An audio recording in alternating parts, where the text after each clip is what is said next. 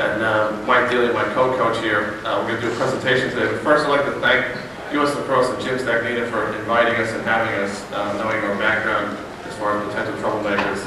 It's good that letting some Long Island boys do this. What I'd like to first thank is for acknowledge the coaches that Mike and I had over the years. I have played for Ward Melville for Joe Cuso and Bill Martens, and Mike played for Bob Hoppy and Brentwood. So two of us went against each other all through high school and college, and now we're coaching together, which is we have a great background as far as what we believe is nice traditions and nice fundamentals. Our presentation today is going to deal with drills. Now, what we decided to do a couple of years ago was kids, for some reason, the conditioning aspect has always been like a thorn in the side, so what we tried to do was do all our drills that I guess will take away, for the most part, conditioning. Like last year, our practices went for about 2 hours and 15 minutes, and that was it. I find that the kids save themselves when you do a lot of conditioning at the end, so we just eliminated that. All our drills dealt with high-intensity drills that will also be very similar to our game-like situations. What we're going to start off with is we're going to show a diagram, and the diagram I did on instead of doing an overhead, I drew something, a little clipboard, and then we're going to follow it by a video drill that we did at Suffolk Community College West Campus from Mount Haggerty. Harrity, that's it, Irish guys. So it was very nice for them to let us use the facility. The facility in here is, Suffolk West is large, but it's kind of dark. We couldn't go outside with the snow and the weather and things of that sort. Then we're going to follow it up with what we have, some game footage. So we're going to show a demo, show the drill, how to build up and work on it, and then how it works out in the actual game-like situation. My partner here, Mike, is going to show the two-man ground ball series.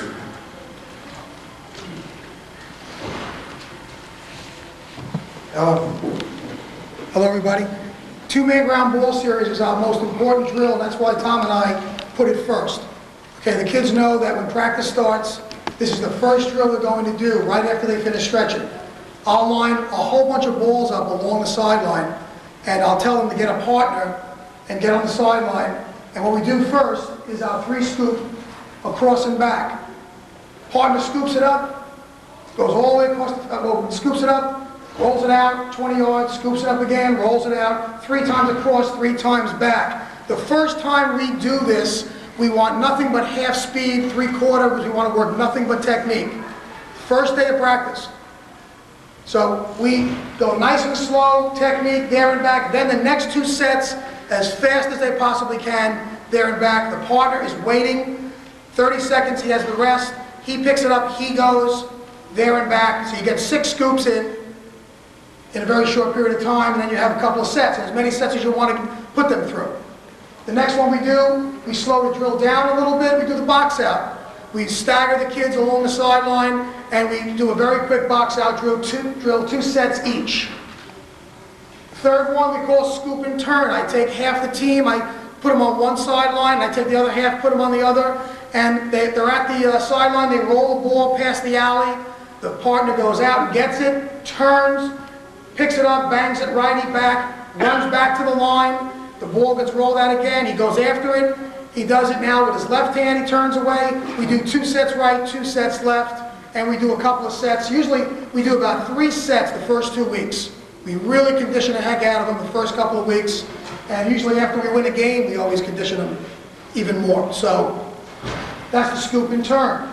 Quick pass is very important. We want the ball out of the kid's stick within 2 seconds. Speed cradle, scoop and sprint. We now have people on both sides of the field. So now we say, okay, you 2 guys are working with those 2 guys across the field, and you're going to have 1 ball each, and you're going to come toward each other and pass each other and sprint the width of the field as fast as you can. So it's a high intensity sprint across the field with their right hand the first time. The next time they get a chance to scoop, they go lefty the other time. So the other guy is waiting for the partner to come back. He picks it up. He scoops, they both pass each other in the middle, they drop the ball for the next guy, and then they continue going, and usually we do that anywhere from 4 to 6 sprints cross field. I like to say one thing. Tom and I have a very, very simple rule with ground balls. You must pick it up and get rid of it within 2 seconds. And all day in practice, whether it's half field or whether it's full field, you hear us all the time, as soon as the ball gets picked up, 1001, 1,002, and if we say 1,003, the ball goes to the other player in practice. And we are very, very strict on this. And it doesn't matter whether it's in a half field setting or if it's in a full field setting, those are the rules of ground balls. And the next rule is that after you get the pass from the guy who picked up the ground ball, you've got to move it as quickly as possible within 2 seconds. So we want 2 quick passes, and we find that we get tremendous transition when we do pick the ball up and bang it 2 quick times to somebody else. And you'll see it. We'll go to the video right now. We'll go over the drills. In the gym, it's very difficult to scoop a ball. I don't know if anybody ever did that. So we only have the kids. Yeah, the video. I'm sorry, Coach. Video 2. First guy already went. Very difficult. We only have him going 2 times around. And obviously the intensity is going to be so much more. And as soon as he comes back, we stagger these guys and they go right into their box out. There's no waiting around.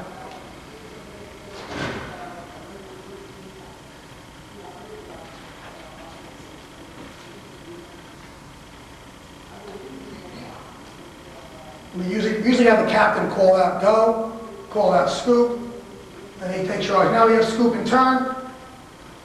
Normally he's going to roll out anywhere from 10 to 20 yards out. You can make the call on that.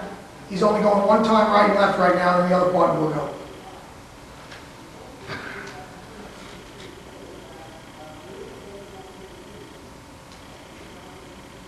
And now we have scoop and sprint.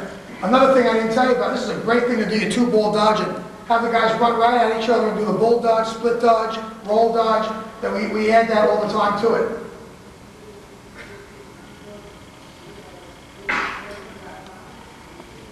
Nothing fancy at all, but just high intensity is really what our goal is right here.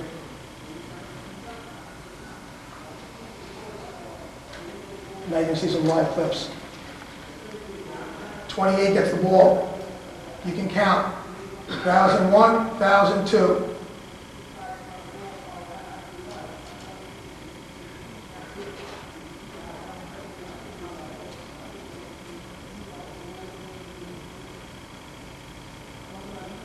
$1,001, 1,002.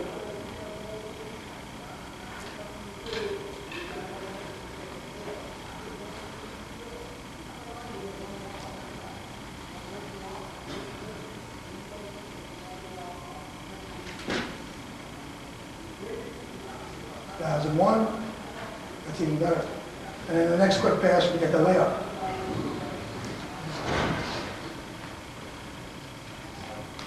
The long pole kid is just imperative that he gets rid of this lacrosse ball.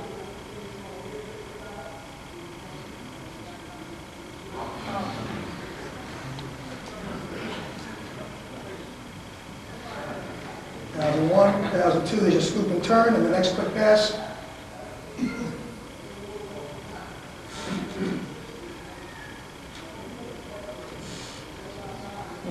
And that's our ground ball series, and that's religion. Every single day, we do this #1 drill because it's the #1 priority in our practice.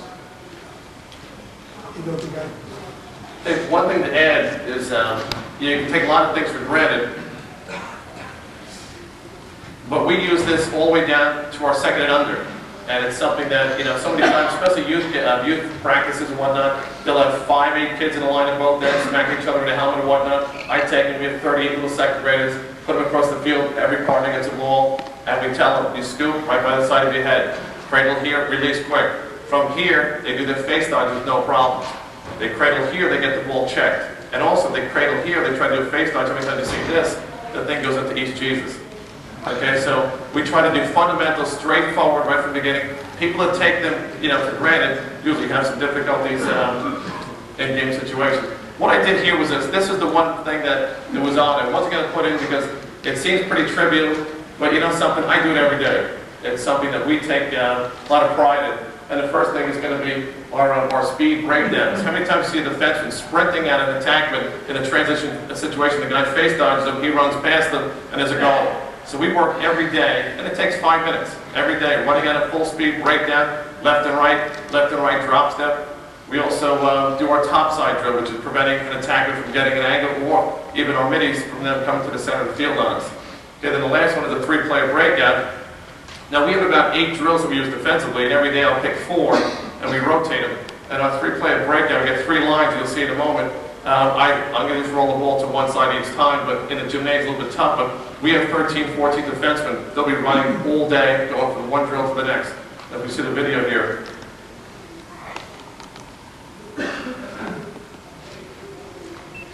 Okay, very simply, this is our breakdown. And what I do is I tell them, I give them a target right here. Normally I'll be standing in front of them. This is where I want you to stick position when you come at me. Full speed, breakdown, and we go left and right. We have a long, we're just doing it right here to their right. Then here's a drop step, back and forward. See, come, they're holding the sticks too high there. Okay, right there is perfect. Okay, then our top side drills to get that 1 foot and turn it back.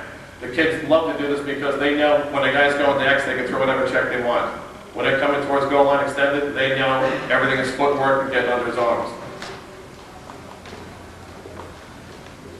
Okay, so he's beating from that spot, and he trails, and this is the key also. When he turns back to X, how many times when he turns back to X, an attacker does like a rocker roll and comes back again? So we trail that person. Let them get that half step going to X, then you catch up on him. Okay, you see he's trailing, and now he cuts off the angle. He trails, and now he cuts off that angle.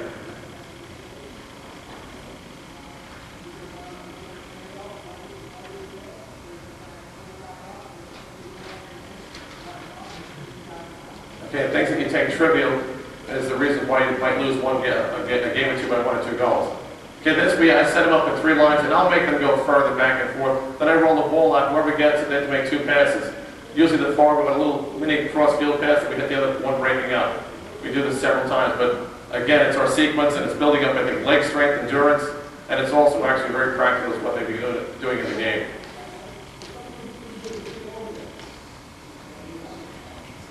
Okay.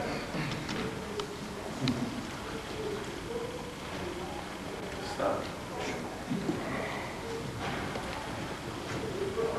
Okay, this is a pretty neat drill. Now these are the things I like getting into.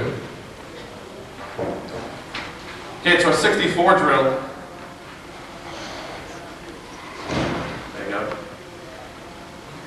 Okay, our 64 drill is something, it's not a clearing drill, it's a drill that enhances your clearing.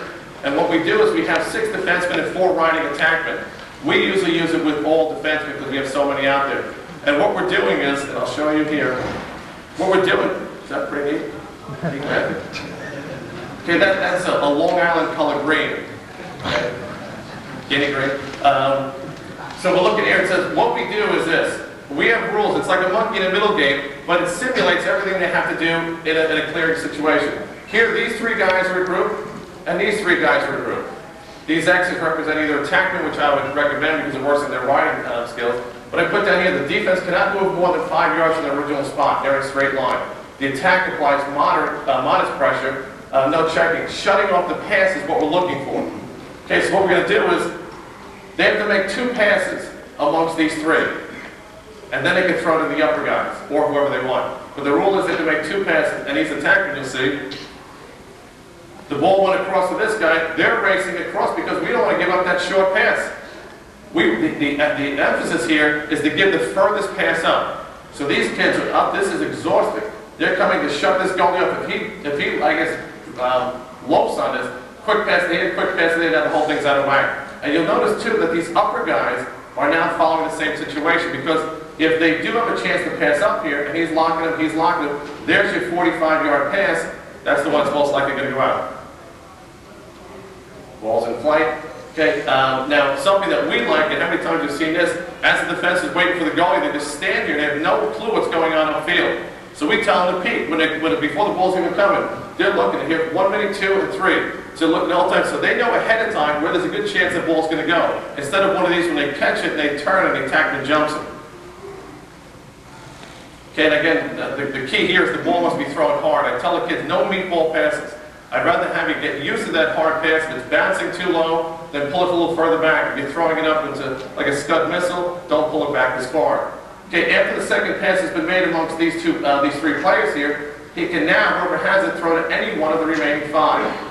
So that's why this person has to bust this chop to shut this one off. This guy has to stop to bust this, to deny this pass. So his only options are over the top, 40 yards, this or maybe 50 yards. We do it, we pride ourselves on our ride. We try to get 1, maybe 2 goals every game off the ride. Okay, now when this ball, say he did throw it here, now the same thing is done up here. They got to do 3 passes up here. Now what I did, if we weren't using the attack, what I would do is, these X's are defensemen. They're not going to check the hands, they're just going to try and deny that pass. But what I would do is, whoever throws the errant pass now becomes one of the riding attackmen. They don't like that, because this is exhausting for these guys. Okay, so this works, again here, we'll go over this 5 minutes per group, all 10 players can be D-men. I think we should have video. Okay, now the video I'm going to show it from looking straight at the goal, and then I'm going to show a side view. It's in a gymnasium, which makes it tough. I'm going to rewind a little bit before you go. Okay. There you go. We do this every day. Now if you look here, we're looking at the goal. So there's the 3 guys down low, there's 1 pass. Oh, he already made his first. Okay, now he throws it up top. Now these 3 guys have to make 3 passes. This guy's jogging here. That's why it doesn't start. Okay. And this guy over here. Okay, so there. Now we want to diagonal cross pass down here. Now they got to make their 2 passes. Now here's a side view, looking from the sideline. Here's their group of 3. Here's the other group of 3 up here. And here's. Okay. Now this guy should be right there. Again, she's not starting. Okay. But then again, it is a gymnasium. It makes it tough. It was very difficult to pick up the lines, the ball with the indoor lights. Okay, we emphasize the fact, we tell the kids every day that we want a 95% clearing rate in every game. And if you have 20 clears, that means 19 times you're going to clear it, which means you only gave them 1 chance to get the ball on offense and have another chance to score. Think of this, if you're only clearing 50%, you gave them 10 more opportunities on offense to score. They might get 3 or 4 goals. That's the difference, I think. And myself being a defenseman, how many times it's like getting far out, long passes. One of these deals, nothing is gained, there's no benefit from it. Okay, now our next part is our full field fast breaks. I think we can all say that when we were growing up, our fast breaks would be, the ball would come down on the defenseman, if the ball's shot or scored, the goalie takes the longest, throws it, we would stand there. That's never happened in the game. Okay, what we try to pride ourselves is when that shot is taken, that's when everything occurs. So we have a sequence of events that we like to do every day. Now, what we try to do is this. I'm just using half the field here. Okay, these are all the substitutes on the side. I think this kid is the one who was in that last drill. Okay. Now, what we're going to do is we run a diamond clear sometimes, but in this case we're doing it right here. What we try to do is we dictate what we're going to do for like the next 5 minutes. Goalie makes the outlet pass to the midi, so he's working on his aspect of the game. Okay, so this one here, as soon as the midi breaks out, he gets it. Other midi's coming across, he throws it to him, and this midi here now becomes a chaser. Okay, now when the ball goes to the other end of the field, all 3 attackmen, all 3 defensemen come up to the midfield line, touch the line, and wait. Not jog back, they wait for that transition to occur at the other end, and then they race back into their positions. They're exhausted in several minutes in the beginning of the season. The second sequence we do, we'll tell the goalie for the next 5 minutes, and the attackmen know what's going on. We say for the next 5 minutes, you got to throw to either wing defenseman. The attackmen know what's going there, so this kid better get open. Okay, so this is a game-like situation. For the next 5 minutes, we're going to work on our outlet passes to the side. So this defenseman here is getting used to peeking upfield before he even catches the pass to see where this attackman is. As soon as he gets it, he can now throw to the midi, who's obviously open. He goes across the other midi, who now becomes the chaser. Okay, our third pass is we do a redirection back to the goalie. This works on your goalie. Okay, the goalie goes out to the wing. This is going to just play somewhat easy on him, but the goalie gets in the habit of racing behind the goal to get open for a return pass. Okay, then after that, this goalie can throw it to whoever he wants at that point. And this is the one I like, is basically we can redirect to any defenseman here, but if you look here, we have a goalie lock-off now. How many times does that happen in a game? Goalie throws it to the wing defenseman. The wing defenseman now is catching the ball. He's looking upfield, and he turns back, and that goalie's locked off. Okay, it's like a water buffalo in a stream of piranhas. This guy's running to the sideline. He's just done. Okay, but now we know for the next 5 minutes, we're going to shut that goalie up, so he cannot pass to the midi now. He's going to go opposite to one of these 2 defensemen. Okay, so the decision, again, is going to be very quick. Okay, we try to cover every aspect that could occur in a game that would prevent us from clearing the ball. Okay, so we'll show the video.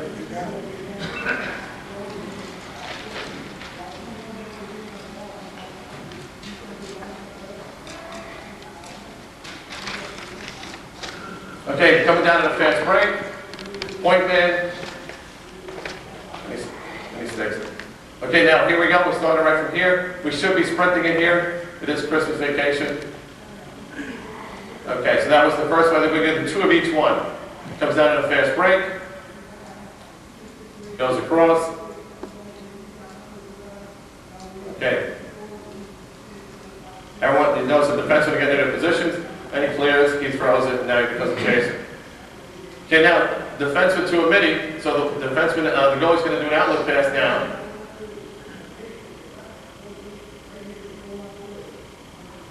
Okay, so now our defensemen are breaking out to the sides. Here, the attacker's putting pressure on. Then we go up.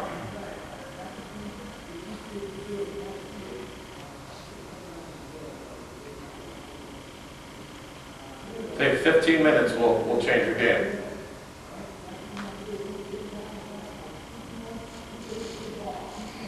Okay, and it goes up to the midi. Okay, one over the top. How many times a scout can find one defenseman that doesn't clear too well? That's the one you key on. Lock off and pressure the crap out of him. Okay, this one, then he's going to hit the drag bed. It goes back, and we're right on top.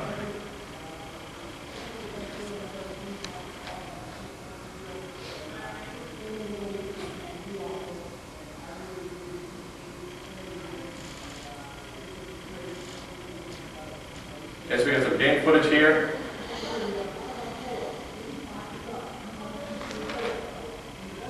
Okay, goalie's got it. Right up to a midi, there's a midi one. Again, 1 second. We're ahead of the pack.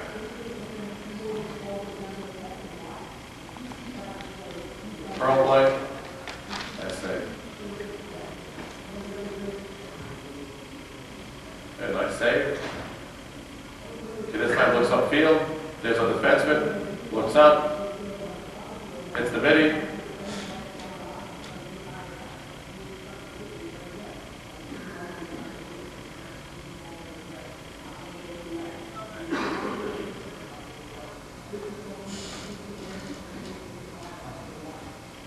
Okay.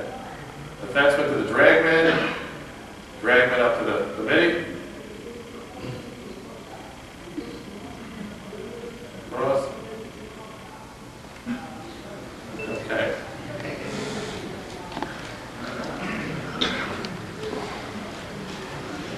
The next drill we have it, and again you'll see a lot of everything we do is up tempo, and Mike and I are out there pushing him and pushing him.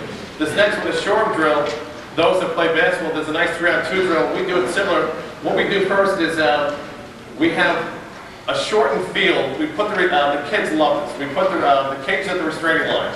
Okay, and then we go in both directions, and I'm going to show you here the diagram. Okay, now you see these guys in the white are out of the play. I just circle them again. They're lining up, so they're even with goal line extended. They're waiting to come in. Okay, the defensemen here are going to change on the fly. Whenever the defenseman wants to come out. So what we do is this: the ball is going to come down on a fast break. Something's going to happen, and if the defense checks it out of the stick, or if they make a bad pass, the defense gets 1 point. If the offense scores, they get a point. If that ball goes down or if there's a goal scored, these two defensemen now race back to the other side of the field. Who's ever closest to the ball on offense picks it up. The two that were playing the 3-on-2 leave the field, and these two guys on the side now break and become part of that 3-on-2, and you'll see how this works. Okay, it comes down. We do our regular high-low, stop the ball, go to the first pass, and this top defenseman drops down. And when the first pass comes here, little clipboard. Okay. Little throwback here, you see this right here? Wooden shaft eggs, and they don't break anymore. Okay, so he would come across, and now this is 1 point for the defense. So they check it out of their stick, or they drop a pass, 1 point. Okay, this is a little crazy here. I tried to use some red lines here. These right here, this midi and this midi were part of that fast break.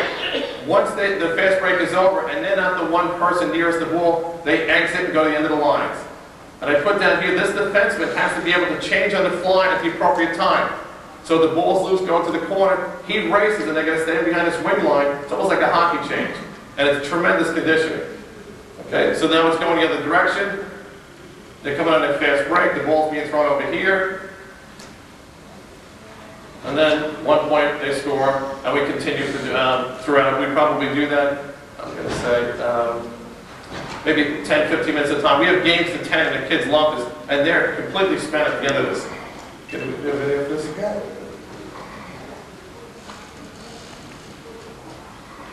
This is a little tough because it was indoors, very difficult to pick up the ball. Okay, now you see here, these guys remaining in line, we only had about 10 players here. So here's the fast break. This is after like 3 hours in the gym here. Okay, so there's a shot, they race to the other end, there's the defense, see how fast they're running?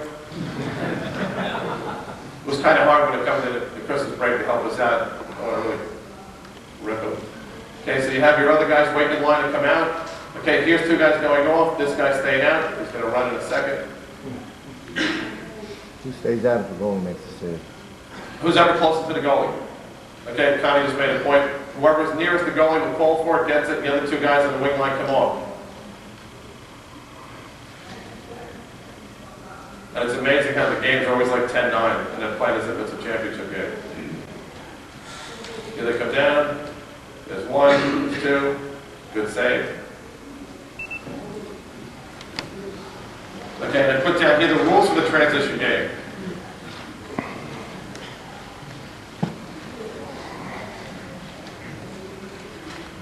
Okay, we spend, for our transition, we spend 3 to 5 minutes on each sequence with the clearing drills and whatnot. What I'm going to do now here, this was for the previous one. Yeah. Okay. I'm going to put up Mike here now. Mike is going to come up and deal with some shooting drills. Does anyone have any questions? Something that I assume you might know, whether the diagrams. Okay, Mike's going to cover some shooting techniques. Excuse me? Defense. Okay, the defense waits on the wing line.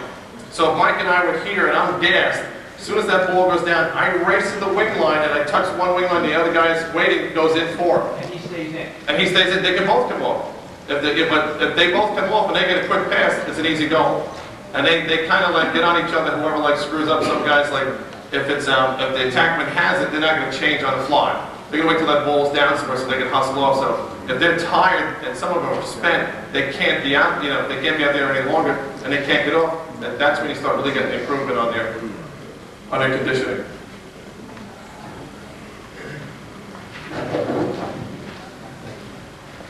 Okay. My topic is obviously developing the accurate overhand shooter. And I just want to say that I think that from day one, you've got to teach your kids the mechanics of shooting. So often we go and we do shooting drills.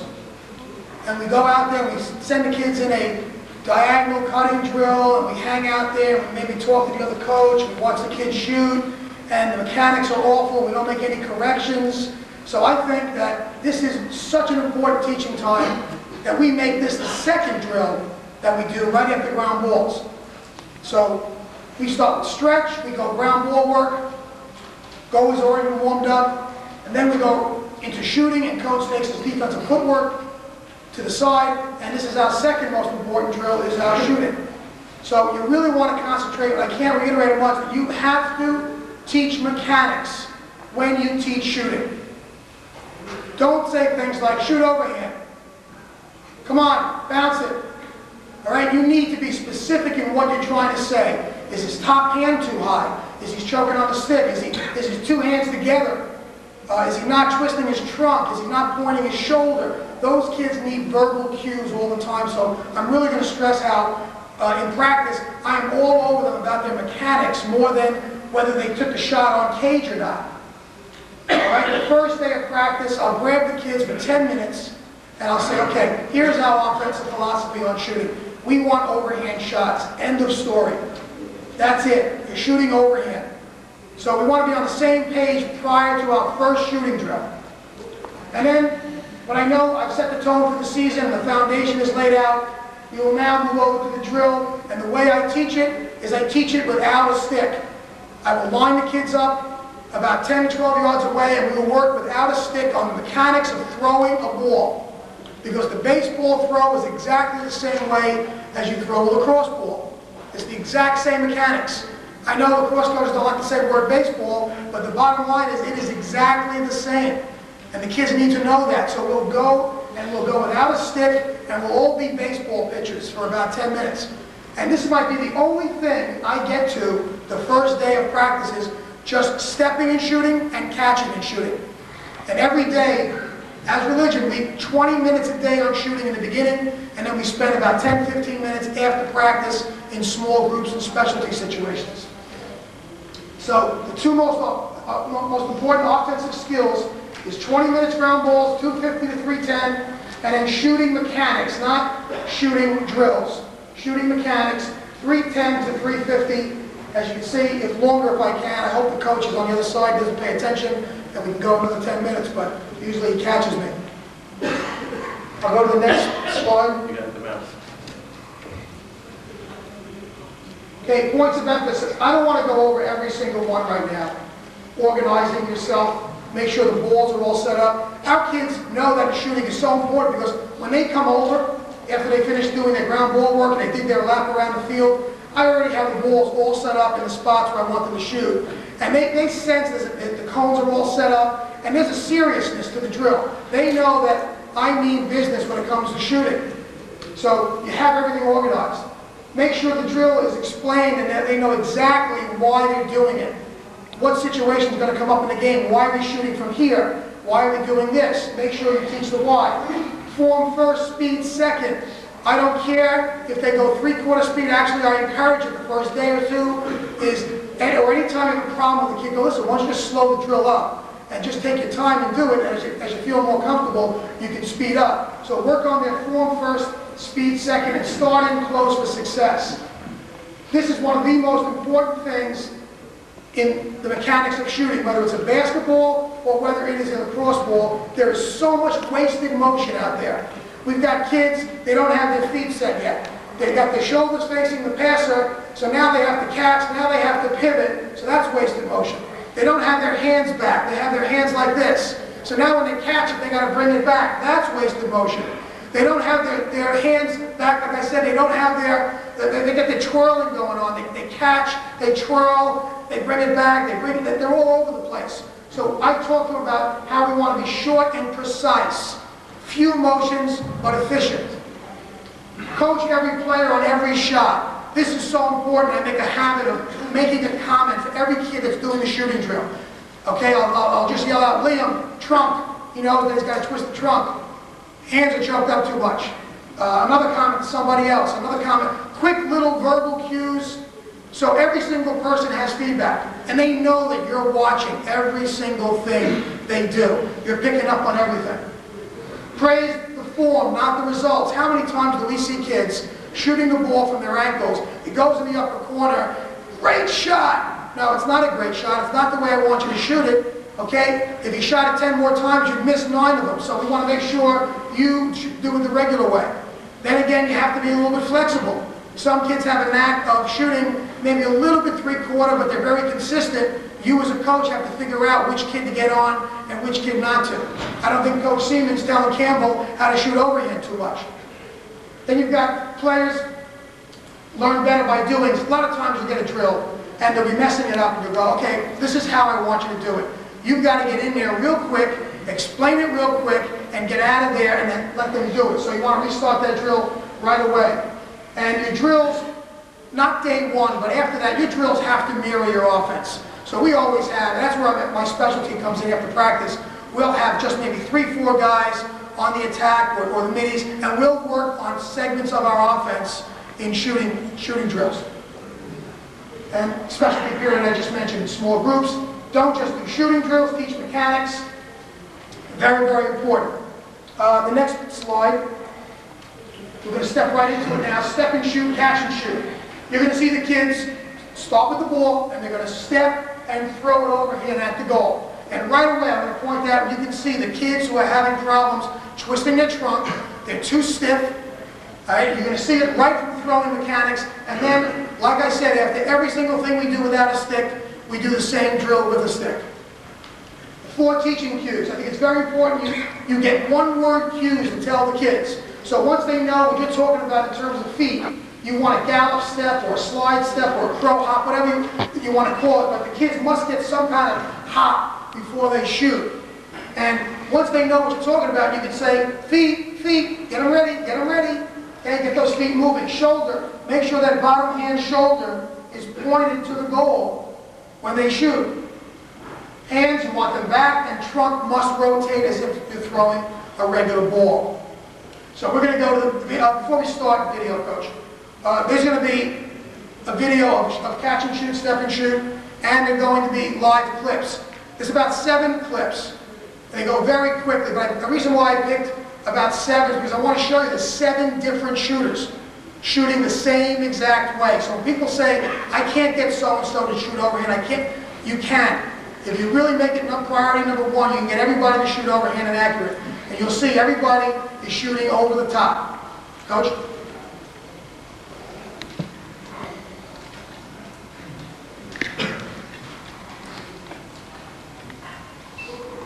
You gotta rewind that, Coach.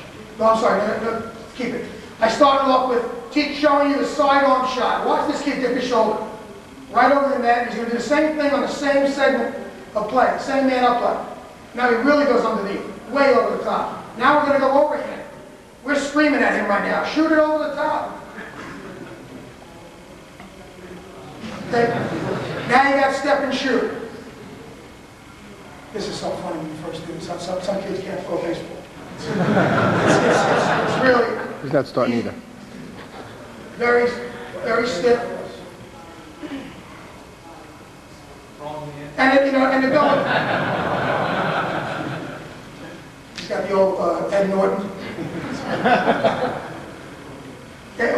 Obviously they're going at half speed because we want them to work on their mechanics. Now they're going to pick a stick up and do the same exact thing. And I think this should be a first day of practice. And we may not do this again until maybe we correct somebody's mechanics after practice. Do they practice throwing with both hands, the mechanics of it, or they, do you have? No, we never have them go the other way. Are you kidding me? We're lucky we can get them. Are they all bouncing? Yeah, it's not even important right now. To me, it's 10 yards away, and I don't even care if they hit the goal, but I think they hit Coach twice on this one.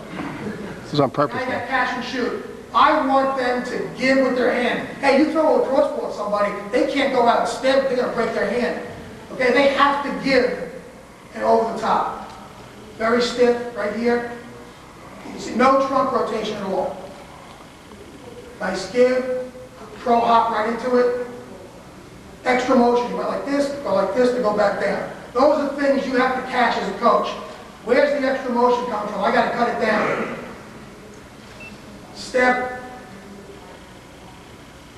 pro hop into it, 1 cradle maximum. The kids are told 1 cradle maximum when you shoot, catch and shoot. I don't call time in the room anymore because I don't think there's a lot of time. That's the one who's having problems with his trunk.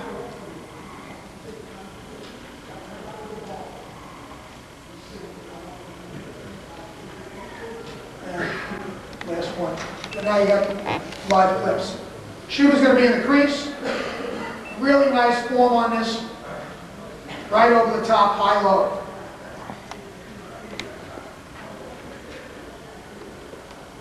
Shooter's right there.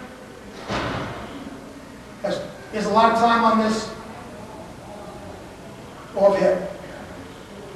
Look at the step. The hands are back. He's really getting his trunk rotating to the shot. Shooter's going to be sitting right here. And he's going to take no wasted motion. Catch, gone. Shooter, there's a man up play. Watch him set he's bouncing his feet, he's getting his hands ready.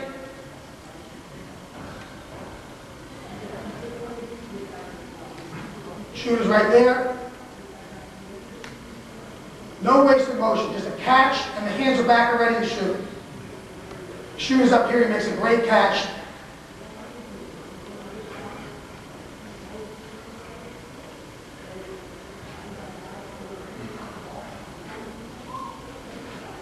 And shooter's down low over here. Very quick release off hip. Right here. Look how quick, his release is unbelievable on this. It's so quick. I think, Harry, is that's something that a coach cannot teach. That's just instinct. That's the kids working together. Behind the net, Warner is hit hard, but it goes over to Understein. He scores! What a great shot he just took. Finish on his shots. Watch it again on the replay.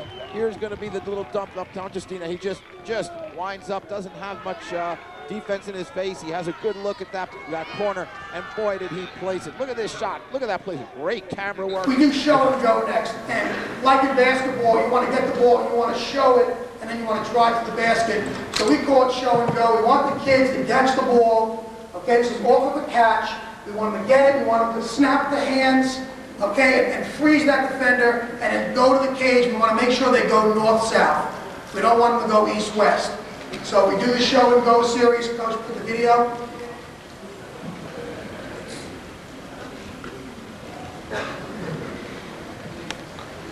Catch, snap, and go to the cage. And we want it north-south. We don't want this guy going this way much. Okay?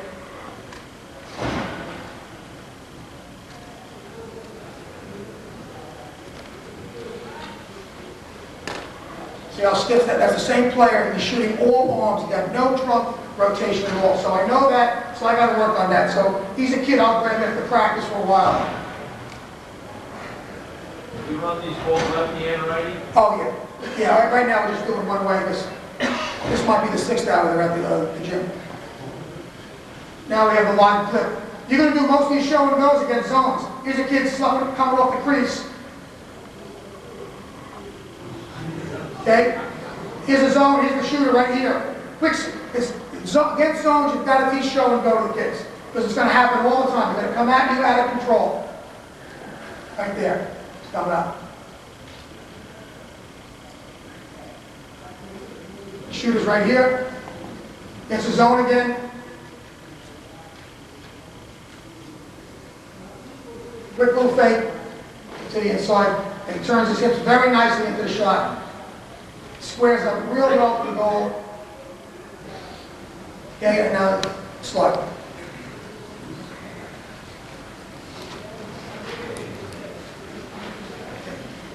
Cutting diagonal. We have a straight cut and we have a diagonal cut. And once again, I'm teaching it without the ball, without the stick first.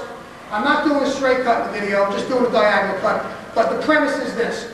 You go to the goal, a hard cut, steady stick. So you want to keep your stick up, you want to cut hard. As soon as it touches your stick, you want to give with the shoulder. You want to bring the head of the stick to the shoulder and come right over the top of your shot. And you want maximum one cradle. You really develop soft hands by throwing the ball at these guys. And then obviously the trunk's got to rotate, and we want the high to low shot. Coach? Video?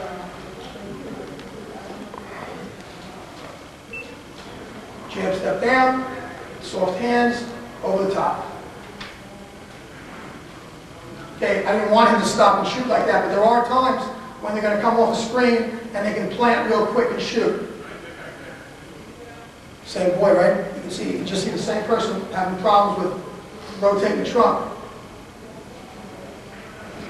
Good give right here. Give really nice, throws his gun away.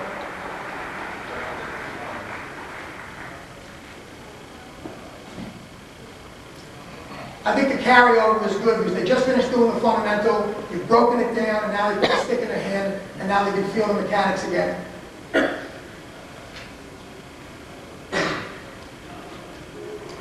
And I don't care if it's the only thing I get to the first day, it's the most important thing they learn.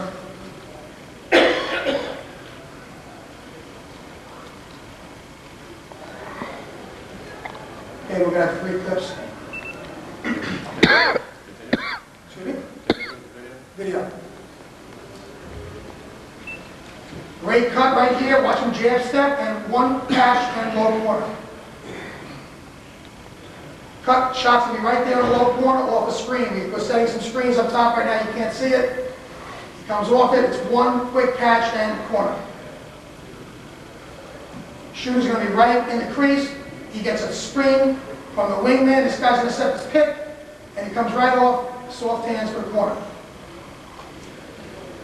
Straight cut, this kid's going to be the shooter in the crease. He comes to the ball and shoots opposite of where he cut from. He goes to the opposite low corner. Shooter's in the crease, and this kid gets rocked late. Here's your shooter. Watch out, Lakers. But look at him catch the ball. He knows exactly where he's going to shoot it before he gets it. He knows he's going to the opposite side, low. No call on that. Shooter's right there. His man will slide and he'll foul. He's starting to break back door, but then he slides up. He sees the situation. Catch, twist, go for the low side. Great shot in slow-mo.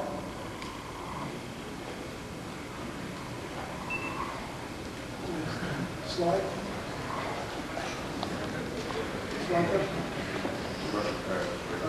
Inside fakes and quick sticks. I'm feeding the ball right here to the kids. Without a stick, I want them to go through the motion of catching the ball, giving, show, and wrap it around the goalie's legs. So we call it up and wrap. Those are the words we use, up and wrap. I want one quick up fake, and then I want you to take one more step and wrap it around the goalie's leg. And it's going to give you the angle to shoot. And with quick stick, it's the same thing. Give. Always, the cut to the goal, give. Those are the words you want.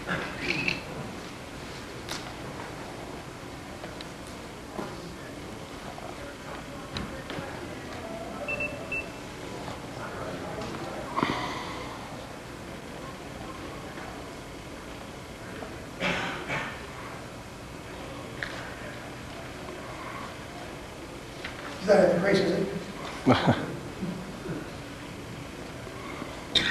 That's two fakes. You see? Two fakes. We don't want two fakes. We want one fake. Those are the things you've got to pick out. You've got to pick out every little mechanical flaw because they just won't care anymore. You keep on doing it.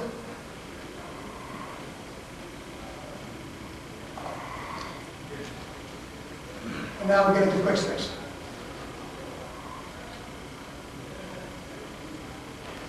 And obviously we're doing it from both sides of the cage, but they're not throwing the ball with their weak hand. This kid gets rocked in the middle. The up fake. Great ground ball work. 1,001, 1,002.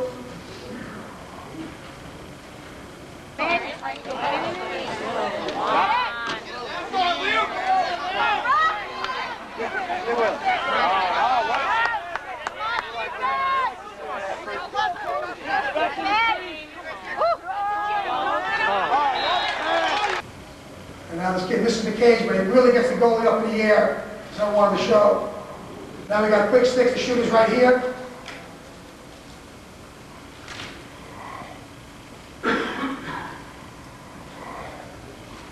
Ball's right here. 1,001, 1,002. And we got transition.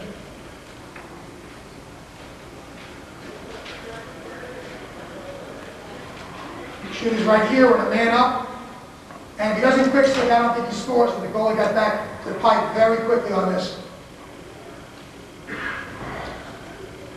Quick stick, the guy's in the crease here. We got a lot of action going on. A little invert. And he just sneaks right down the seam.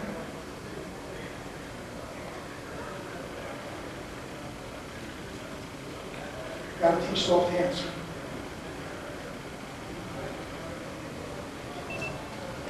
Okay. Is there any questions at all right now up to this point? Anyone? Yes. Slide question. 6-line shooting series. Now we put it all together in our 6-line shooting series. I'm going to go over the middies, what they do. They will shoot and replace each other, and they will never join these 4 guys over here. They will always stay up here and just replace lines.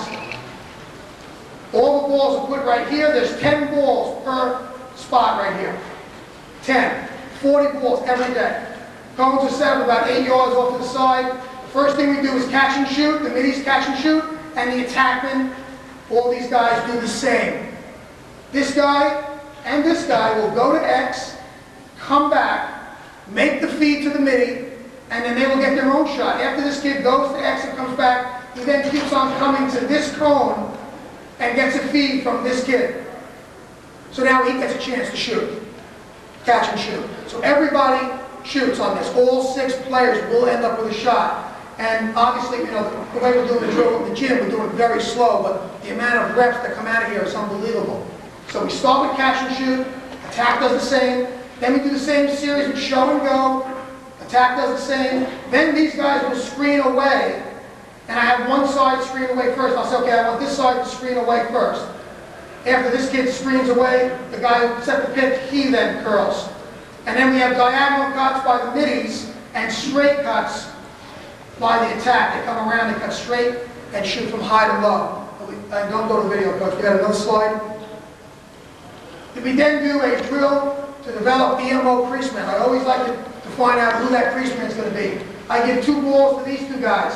I got a cone up here about 15 yards up with the shooter. And on my call, he just turns, he looks at me, and he turns and looks to the feeder, and the feeder gives him a pass, and we want to catch high to low. And he just does this 4 times straight, but you'll notice he touches the cone on every single one. Cut, shoot, touch the cone, cut, shoot, constant. Great drill for teams that play a lot of 3-3 string. And then our other inside game drill, we call it the machine gun. Everybody has a ball, and it's sort of like a pepper game in baseball. You just want to pepper the crease man with passes, and you want him to keep on cutting to the ball and learn how to catch, and in one play he'll shoot the opposite way that he cut. And you're going to see both, actually all 3 of those right now on video.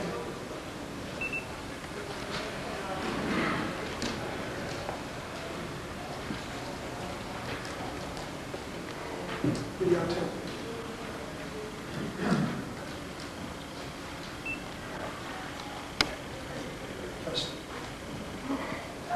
Okay.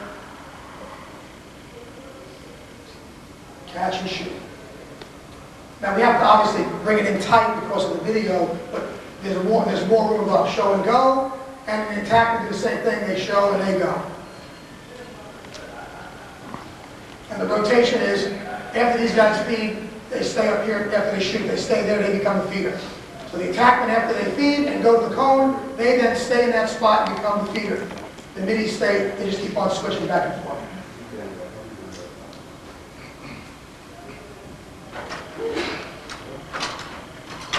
Actually, I picked this up at West Point. I think Robbie Randall was running this at West Point, one of the shooting drills.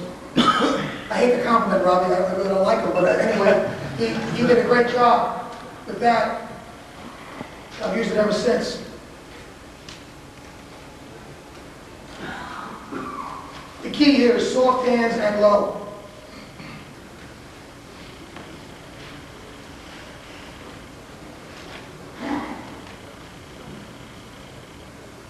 This boy does a great job of cushioning the ball. He's chucking up high, he just redirects the ball. Nothing fancy. He knows exactly where he's going to aim.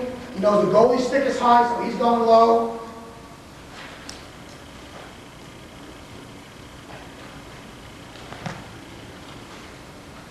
You can decide what sequence you want, where you want, what pass to go. The bottom line is, after the kid shoots, you want him to plant and quickly cut to the next guy and get it off right away. This is the next goalie will be Chris Lamonti for the world team right here. Mark had a hard time scoring against him. Can't see the shot that well, but Chris was unbelievable.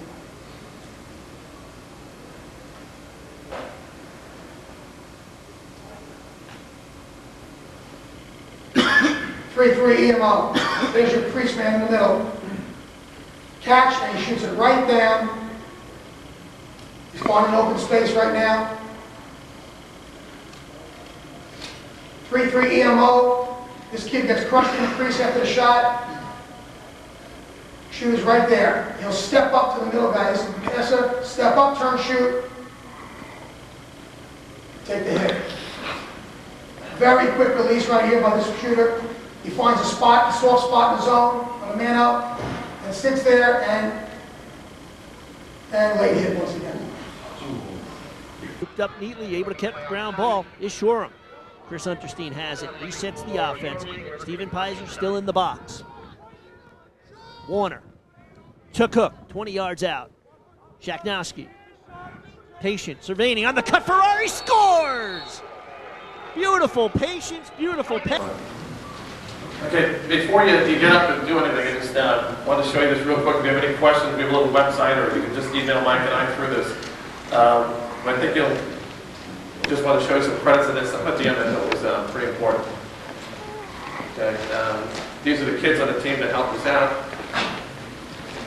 Okay, this is TV Sports, Al with and Ron Cronin, my ex-therapist.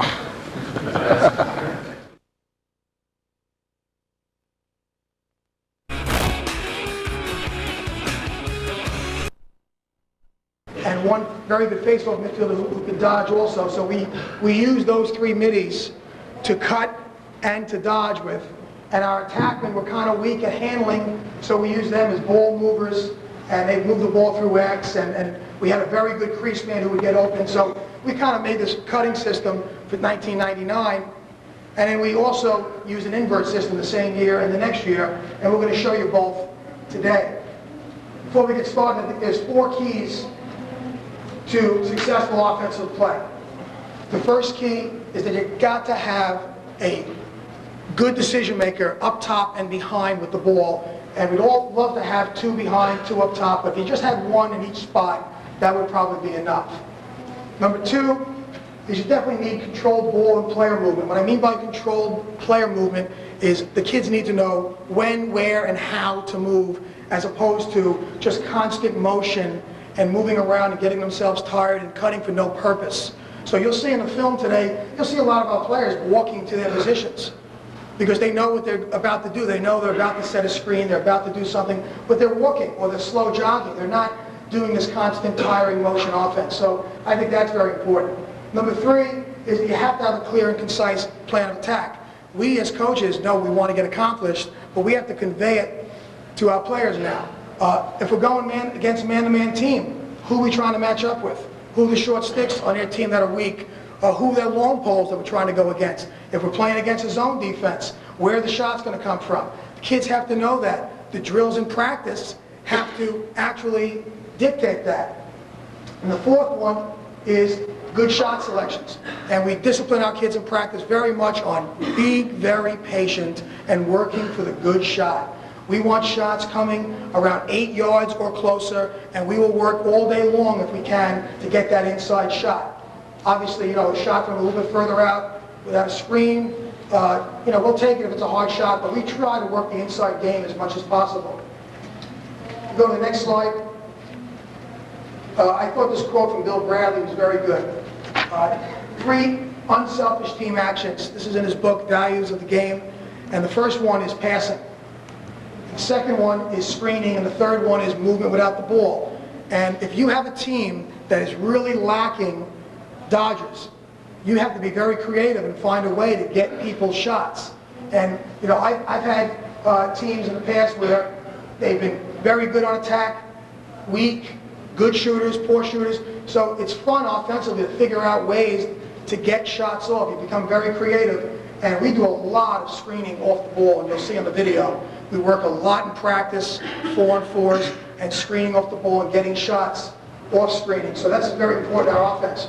The way the format is going to go is we're going to show a diagram of the drill. I'm going to give a very brief explanation of it, and then you're going to see it in drill form on the screen. And then I'm going to show you some game highlights of the actual thing being shown. I'm going to probably, I will, stop and still the first time the play runs through and point out something, and then run it through the second time all the way through.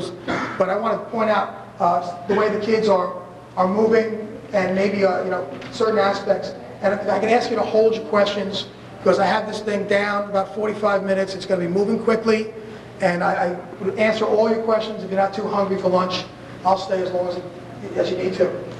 We'll go to the first slide. We'll get started right away. Is we do a lot of get open drills. And I got this from Tony Seaman when I went to Hopkins practice one February. I go down there and I'm watching all the guys get open behind the cage, and nobody's doing a V-cut. And they're all doing what we call a spade step, where you're taking the guy right to the ball, and then you're breaking off on a 45-degree angle. And I think it is great, and I've used it ever since. And it's very, very effective. if you notice the arrow of the defender, he keeps on going because he's got to go with the man, and then he plants and goes back at a 45. Then you have the basic back cut. We all know that when a guy gets too far out in front and turns his head, you back cut him. Down here we have a little drill we call transfer 1v1, where we work behind the cage. Now I'm doing all the feeding in the drill just to show you the technique.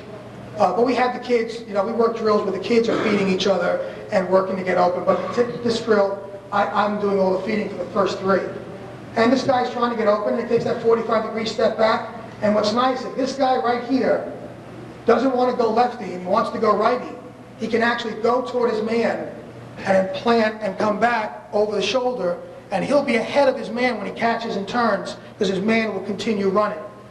And I saw this at Johns Hopkins, and I'll tell you, I've used it ever since, and we get a lot of mileage out of this, especially since we do a lot of inverting and people try to shut off kids behind. Over here we have a 3-on-3 keep-away drill. We divide the field in half, and we put 6 on one side, 6 on the other, and then we have the kids get open. Okay, whistle blows, get open. You got to make 3 consecutive passes and your team is out. Defense, if you push them out of bounds, pick up a ground ball, offense stays in, defense goes out. And we do this for a while until basically we're tired of seeing the kids in the middle and we get a new rotation in there. So we're going to show you a clip of these 4 drills right now. First one is the fade.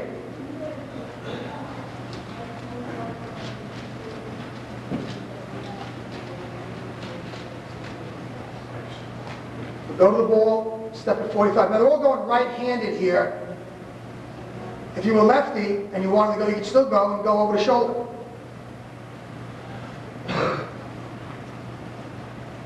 But taking the guy to the ball is the key. You have to step to the ball. That's a good one right there. Okay, now we go right into the back cut. Run him to the ball and then just back cut. Just not difficult, but taking him to the ball is the key. Some kids only take 1 step, they think that's enough. You got to run the guy right to the ball.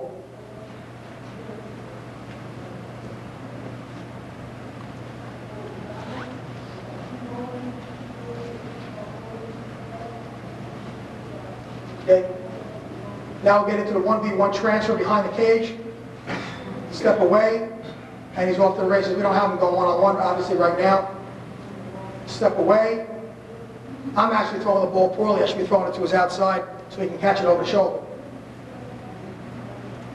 But, if you want to teach this to the kids, they've got to go toward the ball to be effective. And we put it together with a 3-on-3 keep-away drill now. Ball starts. You got the video still, Coach. Who's talking to him? That's the 3rd pass, and the next group starts coming in. Then this boy has the ball. Gets a step away. This kid does a great fade step at the end. Nobody's open. Right now, he does a great, goes right to the ball and fade away. Okay? Now we got GLE moves. Let me just stop this for 1 second. Coach, you can go into the next slide. GLE shots, goal line extended shots. These are more lead-ups into the deuces. Kids have got to know how to do these shots. Basic topside drill. Have a guy over there, have him pass the ball to X, have him come around and score. Fake high, shoot low. Very simple. And have the kids go one after the other, and you can do this after practice. We do this a lot in the specialty period. We'll do it as a 5-10 minute segment in practice. Inside roll, same thing, transfer, make them do the inside roll. Question mark over here, and the rocker step over here. Okay, and we're going to see these all on video, and these things you can get done in 5-10 minutes, and these kids are shooting 25-30 shots. So I'm going to go to the video right now and show this. Just break the X, and these kids are going half speed right now, just working on technique. And as you see, I got a cone right here, because that's about where the 5 and 5 the island is. The kids have to get to that spot to get a decent angle to shoot. And they can work on their split, catch and split, or catch and do a bull dodge. But they should be faking high, shooting low. They're going half speed, they're not really going too hard. Okay, now we got the inside roll coming up. And what you want to teach here is you make sure that kid plants and swings that leg. he actually took 2 steps on that, which is incorrect. This boy does the same thing. Watch the 2 steps that he takes. It's too many. 1, 2. Shouldn't be doing that. She's swinging that leg all the way around. And you notice they're choking up on the stick because they don't need to take a hard shot in here. And the last one right here chokes up on the stick nice, puts it to the corner. Now we've got the rocker step. You come, you fake, and you go back the other way. Give a little fake, right? Hey, when you're going against short sticks, goal line extended, they're going to have a hard time guarding these moves. These kids work on these things. And even, regular deuces with the irregular attackman.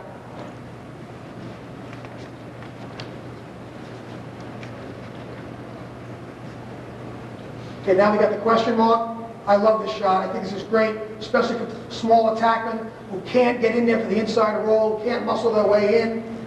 Just take what the defense gives you. They play high on the top side, just turn and go. Very important teaching point. I always tell them to plant and pull the stick back before they change hands. Very common mistake is the kids change hands there before they actually pull the stick back and they get checked from behind. Okay, we're going to stop this right now, Coach. We're going to go to the next thing, which is the 2-man options behind. You cannot talk about deuces offense unless you work together as a pair back here. And since we do a lot of inverting, every single player attack in midfield have to learn these options. Okay, the first option, I'll skip the pick and roll, go right to the fake pick drive.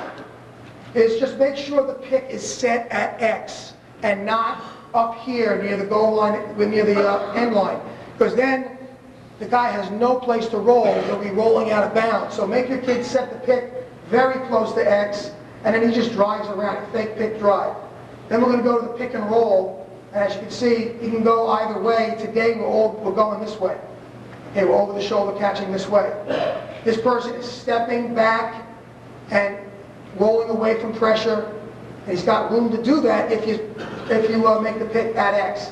Down here, just a basic clear through. Tell the kids, hey, you want to do a mirror? Just mirror your guy, go through when he comes at when he drives goal line. Over here, clear and cut back. Okay, just a little fake out. Now you've been taking them clearing through all first 2 quarters. Now all of a sudden you clear and you cut back, and maybe you have a separate call for that with your attackmen or your middies. Okay, and we're going to go to the video right now and see these live. We just missed one kid going, but that's all right. Plant and pull the stick back. Good teaching point. Plant and pull before you change directions.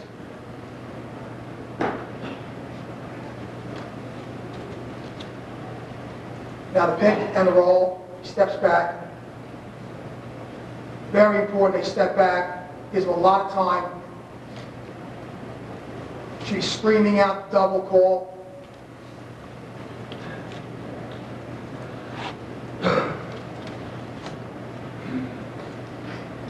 Here's your clear. Nothing fancy, just teach the kids how to just mirror each other. You should always be looking for the ball. Next one is the clear and cut back. Right after this guy. And we're doing on the same side. Then the guy picks up the ground ball right there, the new one, and throws it behind and clears and cuts back himself. You can do this for both sides of the cage. We're doing everything on the same side.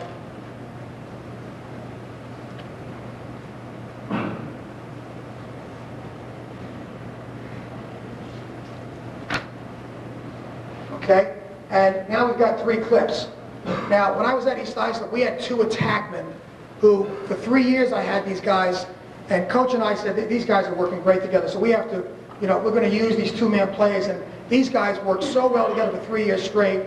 So we got 3 clips here from 2 guys from East Islip that worked phenomenal together and gave a lot of havoc to people behind the cage because they worked these drills every single day against defense.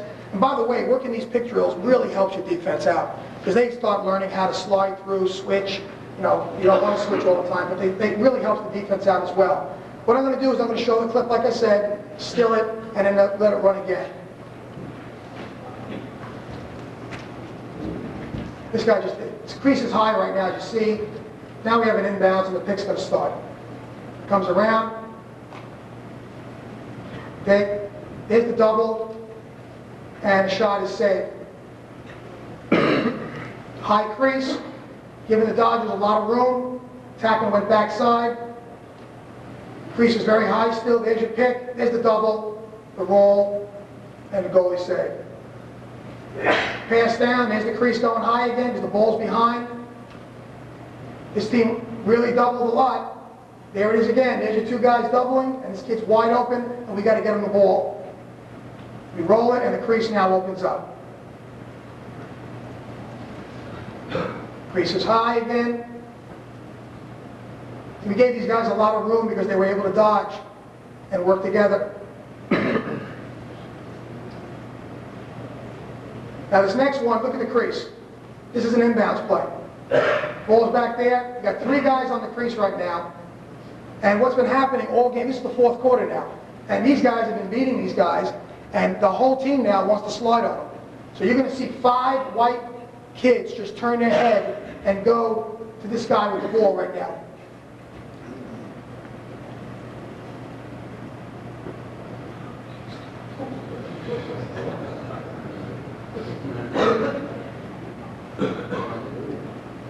And that's what attackman will do for you, who can go to the cage and make something happen.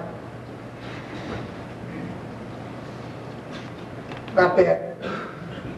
That's all, you know, that's the key, is to having those guys behind the cage that can do something like that. Now, the next slide, we're going to now go into the cutting deuces. 1999 positional rolls, I put that down because this is what our team did, because these are the kind of guys that we had. Okay, we had these two mirroring each other. This man right here, 8'3", will always go backside pipe when the ball is driven to the goal line, extended. The crease man will always go backside pipe.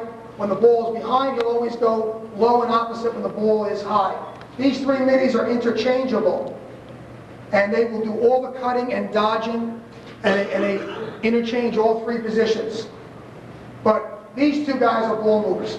We didn't have real good dodgers, so we made sure they were feeders and ball movers, and this person always got open on the crease for us. So we set up this cutting system. And the next slide, Coach, is the movement. Somebody's talking to him, I know. I'm talking. Okay. Attack drives, goal line extended. There's your opposite cutter coming off the high post. Now, right after M2 comes off, a high midi curls right off, and I'll tell you right now, he's the one that's open a lot, because it seems like they go for both guys jump out of the cutter. There's your attackman's rules: crease, backside pipe. This kid mirrors, this kid slides to the point. M1 then becomes the outlet if he does not get the second cut. You're going to see it live right now in a cutting drill that we do. We do a cutting drill to set up two-man cutting drill. Both attackmen will cut right off. Both attackmen will feed. One will feed the first cutter, the next will feed the second cutter.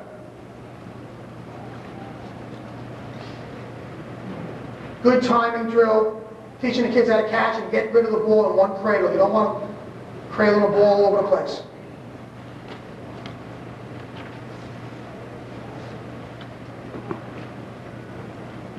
This is a backside cut drill that we do. Attackman goes backside. Every single time, that's the creaseman right now. Creaseman goes backside. Creaseman goes backside. That's his rule. Now we have a 4-on-4.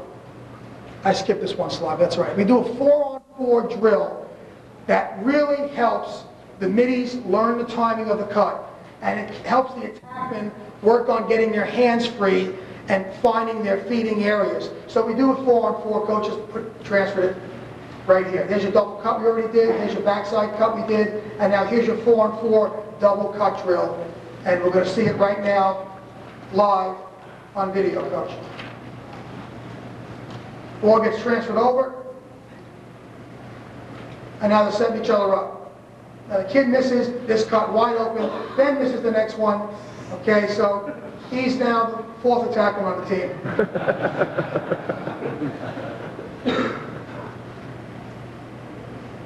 I showed everything twice. And I'll tell you right now, these defenders, we threw them in there. We didn't tell them to play token. Just cover them. Just go in there and cover them. Now you're going to see the cut. And he's open. But the second guy is the guy that really ends up being open. They jump out, and he's wide open. Okay, next slide. What happens when the ball is thrown to the wing now? The attackman drove, goal line extended, the cutter's not open. M2 stays on the crease, he already cut. He was the first cutter. M1 was the midi that curled off the crease. He becomes the outlet man. M3 slid to the point, and we want to get him the ball. We call this transfer scissor dodge. Transfer scissor dodge. We want that ball to go from M1 stick to M3 stick as quickly as possible. We don't want M3 to circle out and take his time. We want catch and dodge the open side. Have you noticed the attackman? He was over here, but now the ball's in the middle, so now he's got to start rotating over here to get opposite the dodger. There's your scissor cut. He scissors down, this kid scissors up. It's sort of like a down screen, but you could use it as a down screen. We don't, we just do a replacement. But you'll see in the video how this occupies the two middies on defense. They are so busy with the movement of the scissor that they never think about dodging from here, which means they have to go from the crease. And we'll show you this transfer dodge drill we do. Coach.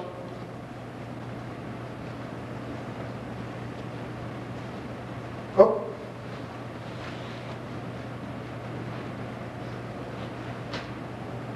Look, all right. All it was a catch and a dodge that we do. You want to teach the kids to catch at the point and quickly dodge. Here's your backside attacking. There's the midi cutting all the way down. And I'll tell you right now, he wasn't open.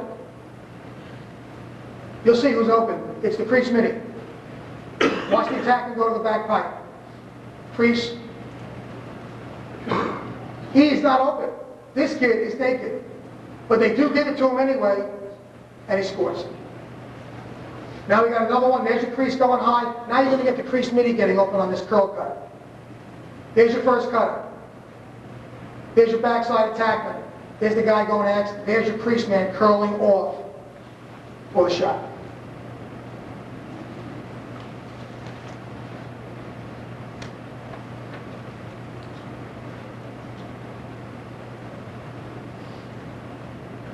Once again, the crease midi will get the shot, not the first cut.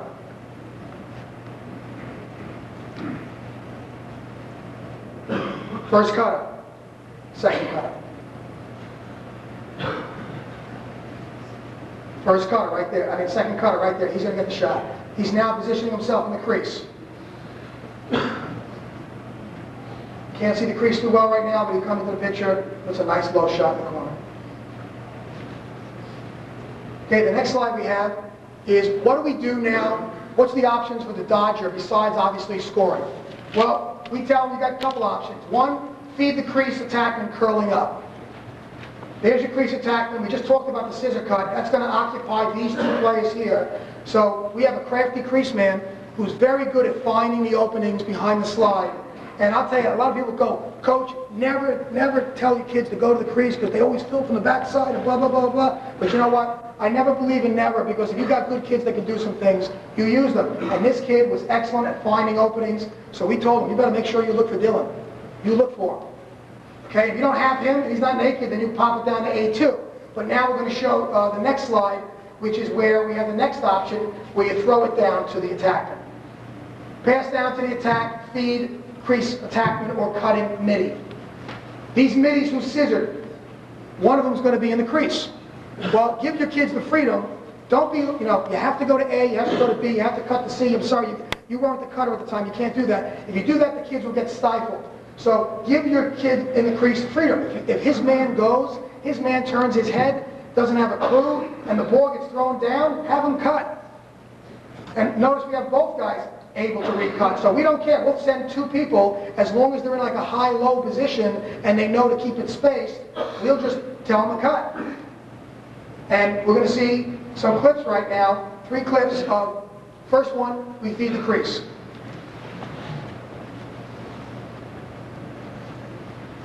Coach, we're with you. Okay. That's the transfer dodge.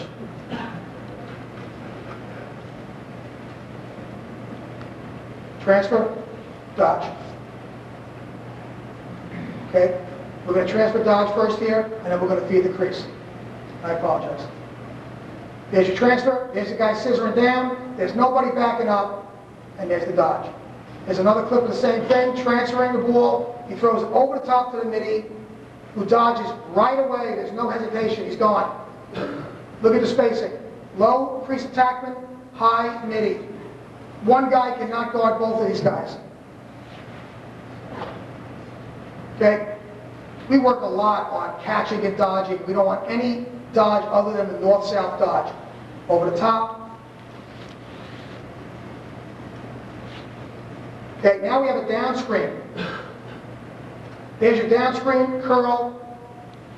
There's a nice little set play you can do if the team knows you're doing something. Okay, we'll set a little down screen and we'll follow them all the way around. And do that. Okay, now we're going to go to when the creasemen get fed from the midi dodging. First cutter, second cutter. First cutter, second cutter, backside attackman. Now he becomes the outlet man. And there's the guy sliding to the point. Transfer and get a dodge right away. Up, there's the fill man right there, and he's going to be a little bit too late. There's the slide, and there's the crease man filling the spot.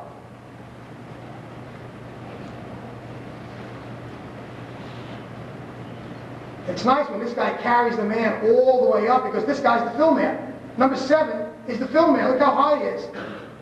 Now if we dodge right away, he won't get back to fill, and he doesn't. And now we've got, this is a night game. This kid loses the lights right now. Okay, we benched him next game. There's the slide. The attackman's not in the picture because I stopped all these right there.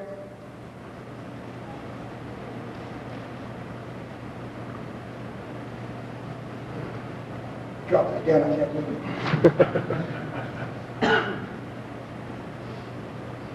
Okay, now we're going to feed down. There's the first cutter, almost gets pushed in. There's your outlet. Now this is what I'm talking about, decision makers. Here's a long pole. We don't want to dodge on a long pole. So there's your good decision maker there. Let's take the shorty. Now there's the slide man.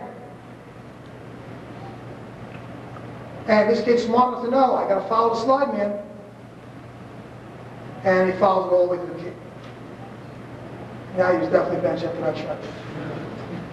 But, you know, he's smart. He knew what to do. But I'll tell you, talk about decision makers. That kid recognized that there was a long pole, and we have a rule. We don't dodge against long poles. We try to avoid it as much as possible.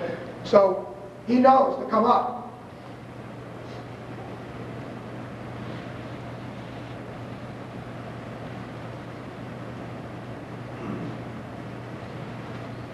Okay? Now, the next slide we have, what do you do when the attackman comes around and doesn't want to throw up top? He wants to roll back. He wants to roll back. We have rollback options. I got to be honest with you. We didn't roll back too many times because we had 3 midfielders. You know, one scored 40-something points, the other 2 had the high 30s. We don't want the ball going behind the cage too much. We want the ball going to those guys, and we want that transfer scissor dodge every single time. But we have some rollbacks that I want to show you that you can try. And he rolls back and hits the other attacker that went behind, and then you got a quick crease pick. The midi who cut down stays on the crease, and then you just hit a pick for him. And we're going to have this in video, so if you don't get it all on paper, you'll see it on video. And then we have the same thing. He passes here, and now we decide to have a little dodge and dump. And you have a good attacker here that can really take it to the hole, clear out that whole side, let these guys get out of here high and away, and just make a 2-on-1 game between these 2 guys. Then we down here, we have a little front swing, where we bump the crease attackman off goal line extended after the ball's been rolled back. He rolls back, hits X, who then hits the crease attackman bumping off, and then we have a front swing all the way around with a pick from the crease midi who cut originally.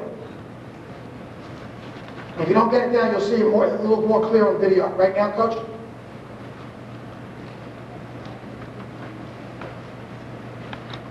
Okay, here's the crease pick. Here's your first cutter. there's your second cutter, and then you got a basic crease pick as the ball gets driven. So there's an option you can do right there if you want it. Now we've got the draw and dump. First cutter, second cutter, attackman goes backside pipe. These guys clear out high and away, and there's your 2-on-1 game. You know, we did, you know, not a massive dodge, but we just wanted to show you. And now here's your three-man attack. Crease attackman comes off and hits him coming all the way around. Okay, what I want to get into next now, invert deuces. Coach? I love inverting middies. And let me just show you, we're going to do a 4-man game here. Get your 4 best players and put them right here. 1, 2, 3, and 4. And get the guys who are just your ball movers, your decoys, and put them up here. And hopefully, they're in our case, they were 2 attackmen who were, one was a freshman, one was a sophomore, one was a senior at one point, 1 year, and they were weak. So have them bring their long poles up here and have them just transfer the ball around and be ball movers.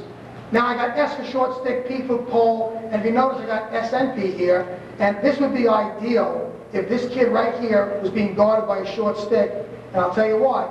If the ball's here, have your long pole kid be guarded here. What do most teams do when they play against multiple crease? They zone. They take a side. So let's do this. Let's have this guy set the pick. This guy cut high. He's going to take the cutter high, and now you got the short stick on the back of the other player. So that's something you can try. But right now, if you just have guys that aren't real good dodgers back here, but they want to do a feeding game, and have a 4-man game. And you know what? If you want to invert all 4 of these guys and just work the inside game, you can do that too. But that's something, and we're going to show right now on video the inside game versus the zone. Coach, ready? Okay. There's the pick, and he goes back to the ball, and there's the cut high.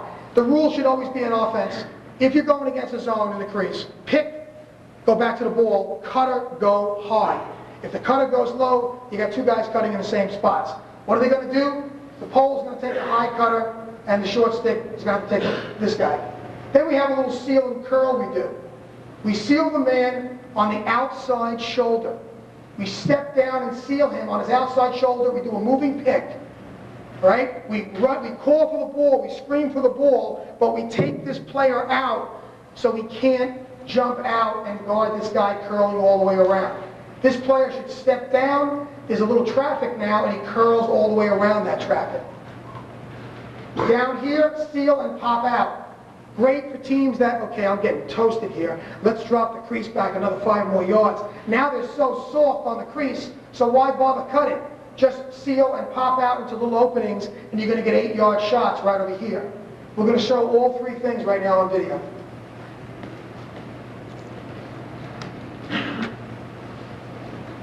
Pass down. We like to have 2 extra feeders up there too in this drill. Call this 4v4 plus 2. Pick, go back to the ball, cutter goes high. Everything's done twice right now.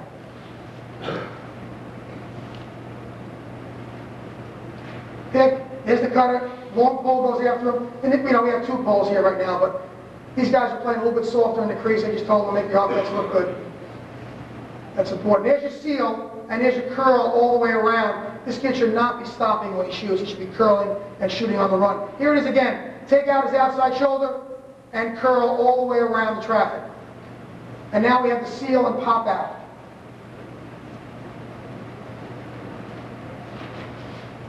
Seal and pop up a little more for the outside shot, about 8, 9 yards out. We'll see it one more time.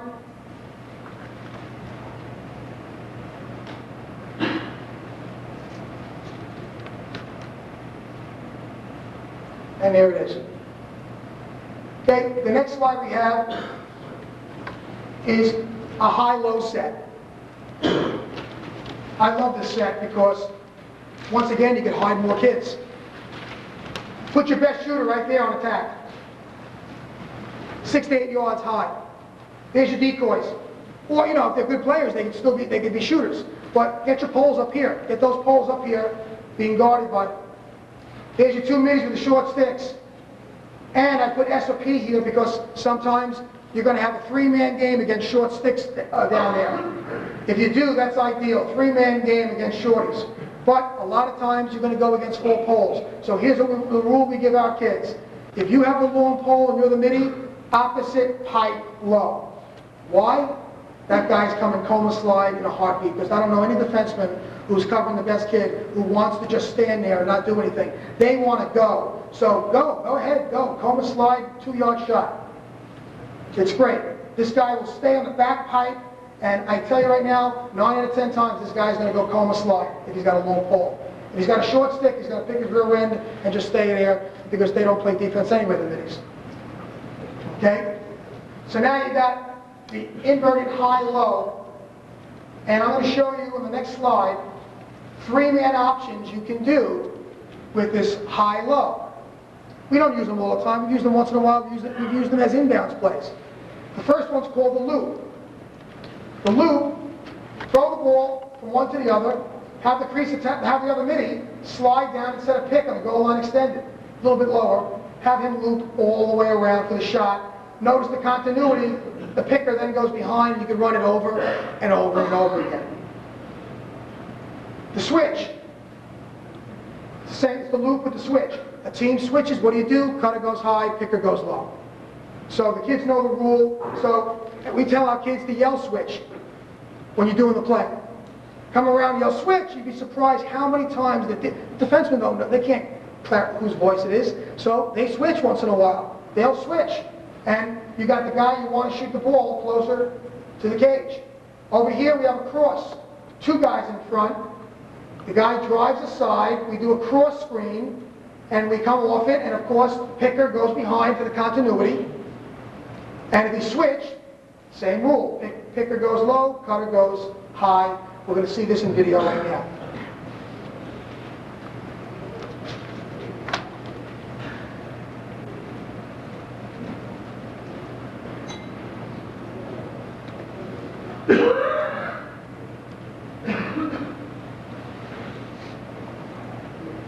Now you're talking about 3 short sticks that got to cover this kind of play.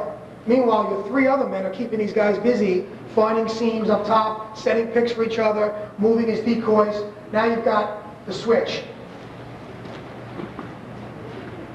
Now we pick, we go high, we go low. And then the continuity stays by the picker going behind the cage if he's not open right away.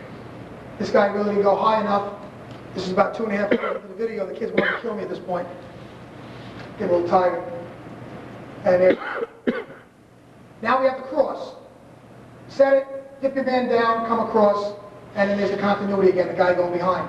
I have him going all the way over here just so all 3 guys can touch the ball in the video. But normally, after this guy releases the ball, he's going to fill this spot. And 6 would move over to that spot. But I wanted all 3 guys to handle. And here's the cross. Very simple. Here's the switch now. Cutter high, picker low. And the continuity.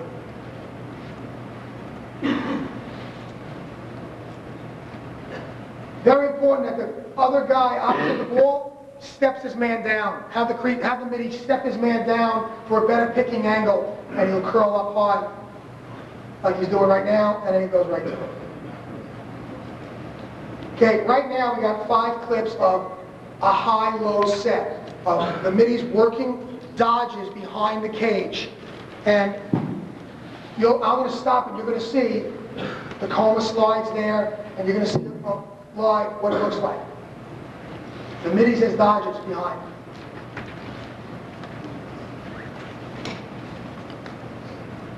There's the invert right there. This kid's taking up top now. He's going up top. There's your pick. 1, 2, 3. He's got the long pole on him. He knows his rule. He's on the crease. He's going to move opposite. Everybody's moving opposite. Look at the attack and keeping the men busy. That's about a 3-yard shot, question mark. That kid's 6'3", so it's nice to get back his man into goal line extended.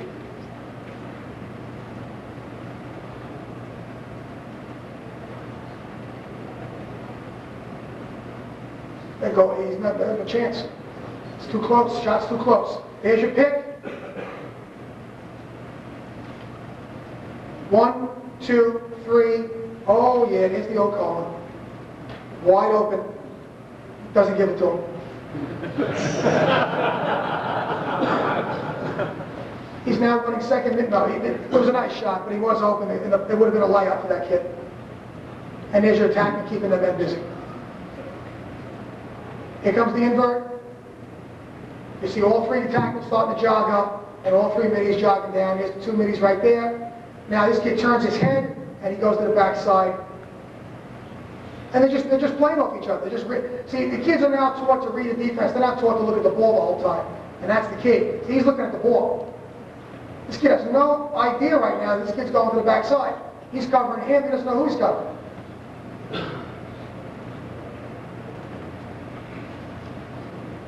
Now another invert. The attackmen are keeping the men busy. Pick plays are about to begin. 1, 2, 3. There's your high attackman keeping the guys busy. Wide open. Third midfield. He should have quick stick that ball. He should have never cradled that ball and give it a second. That ball should have been in the back of the cage. Slides to the back pipe. He should smack the stick on it. No, it was a nice try. There you go. 3 men right here. 1, 2, 3. There's the long ball. Keeping the men busy. There's your high attackman keeping his man busy. They're in the picture. Sneaks in there for the goal. Their heads are turned. The defensemen do not know where the attackmen are. They're moving around so much. Look over here. They're moving around so much. They're all over the place. They're all over the place. And there's the kid. Controlled movement. They're not moving crazy. They're just moving to spots. Okay? Okay. If you go to the next slide, I'm going to start this in a second. I'm going to show you an invert curl play that we use quite often. An invert curl play. Put your midi behind the cage against the shorty. Put an attackman. He could be a weak attackman. He doesn't be a strong attackman because he's going to be doing a mirror with this midi. And he's going to have a pole on him. Get your righty midfielder right here. Get your lefty attackman, or it could be any, you determine who, but I want a righty here and a lefty here. Then you got your 2 other guys up here. He could be your weakest kid setting screens. He's going to be the sealer. He's going to seal the middle of this play. This guy very often happens to be our best midfielder getting a rest. The long pole's been told, you deny that guy the ball, so we go, no problem. Come all the way up top and get a rest and just throw it up high. Or it could be a guy with a short stick. It could be anybody you want it to be, but very often we have a guy being guarded by a long pole up here. Now what we want to do here is this guy's going to drive, let's say he drives this way. The ball side attackman does the seal. He steps down and does a moving pick, calling for the ball, and takes out the outside shoulder of this man. This man right here cuts right down the middle and seals his man also. Now you got a lot of traffic going on right here. This guy steps down and curls all the way around. Okay? And you're going to see that right now. The next 5 plays are all curl plays. There's the seal man. He just took his man out. He just picked him off. There's the backside attackman. There's the middle sealer taking this guy out. And the shooter is right there.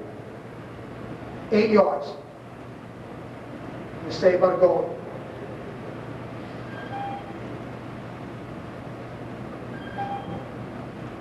There's the seal, pick, and you got your best shooter shooting the ball. Controlled movement. Right now, these guys are walking to their spots. Here's the lefty right here. He's walking to a spot. Okay. Here's the midi getting ready to go back. Here's the other man ready to go. Here's your middle man. There's your tackle down low. And they are all walking to the spots because they know the curl play is about to begin. Midi's inverted, and he's ready to take his man as a feeder. He's a feeder. Nice shot in the corner. Once again, see the lefty's jogging over here. He knows he's got to get here. There's your righty. There's your middle man. He's already starting to go down. And there's your top guy with the long pole.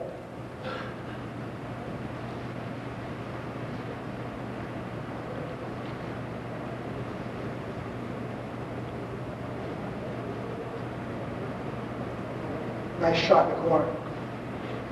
There's your controlled movement again. Guys are walking to their spot. They know what they have to do. They know the play is being inverted and the curl play is about to begin. There's your lefty going over there.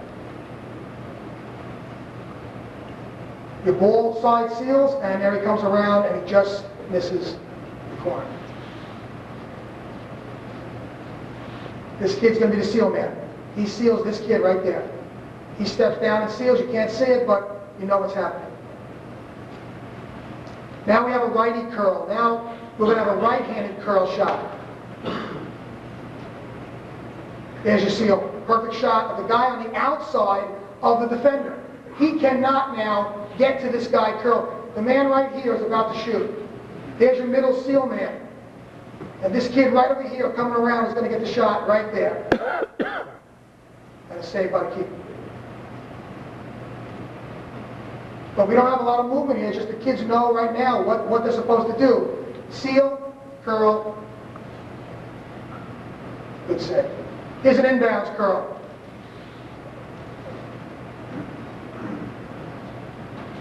And we try to teach them to shoot high to low as much as possible from the far side. And that's the curl play. The next slide, coach, and we're just about done. The next slide is what we do every single day in practice. Is I have 15 minutes of specialty time with the kids after practice. And we work on various things. Most of the time, you know how it is 2 weeks of the season, you got to put everything in. So I need 15 minutes for the kids, and we'll put parts of our offense in after practice. We'll reinforce it. We'll reinforce these different shot fakes, curl cuts, things like that. We have a catch and curl at goal line extended. Shot fake, I call it show and go from basketball. We always teach the kids in hoops, show and then go. And then we have from the wing and the point. Those are two common spots where shot fakes occur. Face dodging from the wing, a very common spot. And our curl cut, which we live and die on without a high crease. And I'll tell you, your shot fakes are so important to do. And the biggest problem is the kids are going to do it too quickly and they get right into the shot. But we do a drill. Coach, video. Thank you. I feed him right there. And he just comes around and shoots. Now you got to understand something. This is about 3 hours into the video. These guys, if I was in the cage, they'd shoot it right through my head. They wanted to go home. Okay, now we have shot fake and just step around, or you can shot fake and go all the way. Shot fake, step around, and shoot again. Shot fake and go.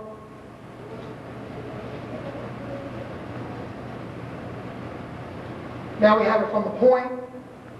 You know, when you're teaching zone offense, you got to put this in because kid and man up, because kids are rotating out of control to the players, so they really need to know how to shot fake and drive.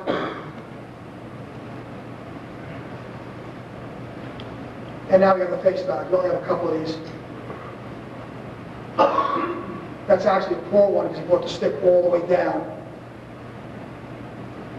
Okay, and now we're going to show this. Oh, curl cut, I'm sorry. Coming around. See the cones? Step down and curl around. Use little things like cones to help the kids see reference points. Have them step down. It's so important. Simulate the fact that you're pushing a kid into traffic and then curling around, and have them shoot from high to low all the time.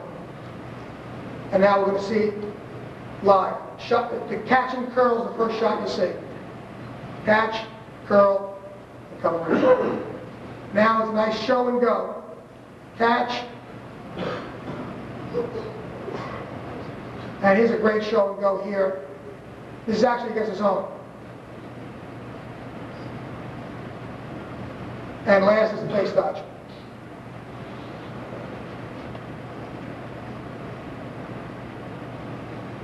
Coming up right now. Beautiful dodge here. Gentlemen, any questions? I know you're all hungry for lunch.